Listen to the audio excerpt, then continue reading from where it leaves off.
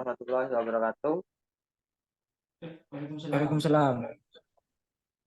Ini saya dari kelompok pertama ingin presentasikan yang berjudul klasifikasi penyakit kanker yang beranggotakan yang pertama NIM 2010 6510 65 Ramdhani Iqbal dan 2010 6510 70 dengan saya sendiri Wildan Wahyu Wahyu dan NIM 2010 6510 74 yaitu Faisal Tanjung.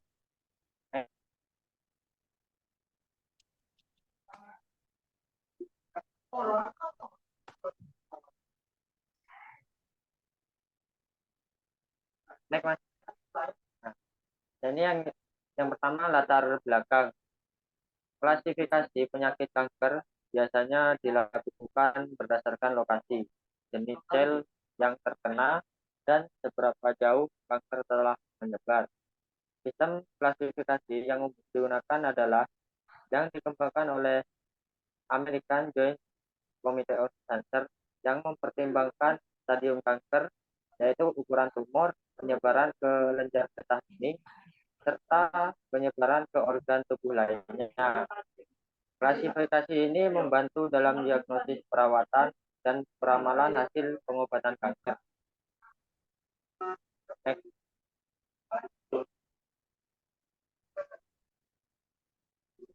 Selanjutnya yaitu permasalahan.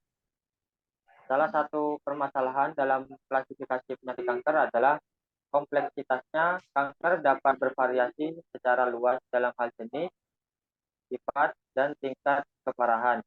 Selain itu, pengelompokan yang tidak tepat bisa memengaruhi pengobatan yang diberikan dan prediksi hasilnya. Adanya penemuan baru tentang subjenis kanker juga menambah kompleksitas klasifikasi dan memerlukan pembaruan sistem yang sudah ada. Untuk yang slide selanjutnya saya serahkan kepada Mas Afan. Selanjutnya adalah tujuan. Tujuan utama klasifikasi penyakit kanker adalah untuk membantu dalam diagnosis yang lebih cepat, perencanaan pengobatan yang sesuai, serta prediksi perkiraan hasil pengobatan. Dengan memahami jenis kanker, stadium, dan karakteristiknya, para profesional kesehatan dapat memberikan perawatan yang lebih terarah dan personal kepada pasien. Klasifikasi yang baik juga memungkinkan untuk pengembangan strategi pengobatan lanjut dalam bidang onkologi.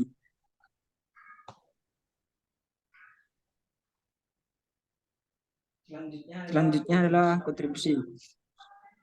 Klasifikasi penyakit kanker memberikan beberapa kontribusi penting antara lain: nomor satu, pengobatan yang lebih tepat. Dengan memahami jenis kanker, dokter dapat merencanakan perawatan yang lebih spesifik dan sesuai dengan kondisi pasien. Nomor dua, peramalan dan prediksi. Klasifikasi membantu dalam memprediksi perkiraan hasil pengobatan, memungkinkan para profesional kesehatan untuk memberikan informasi yang lebih akurat kepada pasien. Nomor tiga, pengembangan terapi baru. Menjadi landasan untuk pengembangan terapi yang inovatif dan pengujian obat-obatan baru untuk jenis kanker tertentu. Nomor empat, perkembangan penelitian.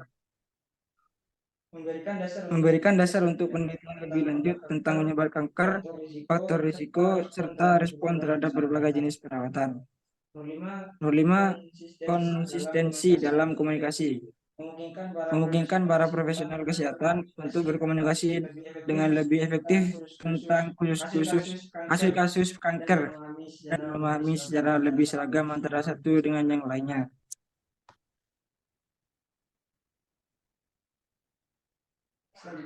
Selanjutnya, dataset. Ini adalah hasil percobaan kelompok kita saat mencari dataset. Selanjutnya dijelaskan sama Mas Faisal.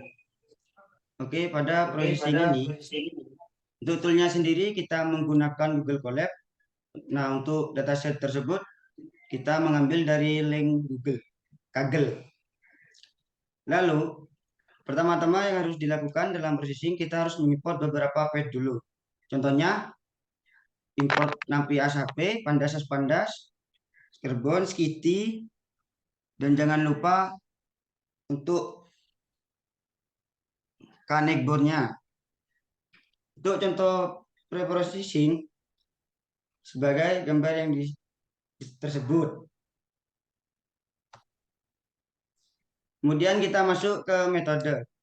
Di sini kita menggunakan KNN atau dengan Connect Board Classifier, yaitu suatu tahap dalam mencari data mining. Contohnya seperti Navi Bayes dan juga KNN yang kami gunakan. Untuk contoh codingnya bisa dilihat di gambar ini.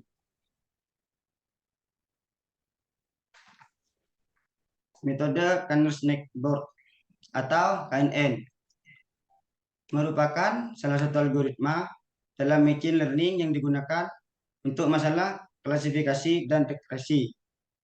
Proses klasifikasi. 1. Menentukan nilai K. Nilai K merupakan jumlah tetangga terdekat yang akan digunakan dalam pengklasifikasian. Nilai K ini dipilih sebelumnya oleh pengguna. Kemudian yang kedua, menghitung jarak. KNN menggunakan metrik jarak atau sama dengan Euclidean, Manhattan, dan lain-lain. Untuk mengukur jarak antara data yang akan diklasifikasikan dengan data-data yang ada dalam dataset.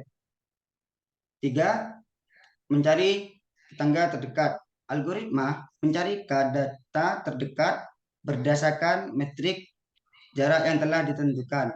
Untuk yang keempat, voting atau majority decision. Setelah menemukan tetangga terdekat, KNN atau metode KNN akan menggunakan voting atau dalam klasifikasi. Rata-rata dalam regresi untuk menentukan kategori atau nilai prediksi dari data yang akan diklasifikasikan, yaitu tentang kanker. Mungkin itu saja yang bisa kelompok kami jelaskan. Kurang lebihnya mohon maaf. Kami akhiri. Assalamualaikum warahmatullahi wabarakatuh. Waalaikumsalam warahmatullahi wabarakatuh.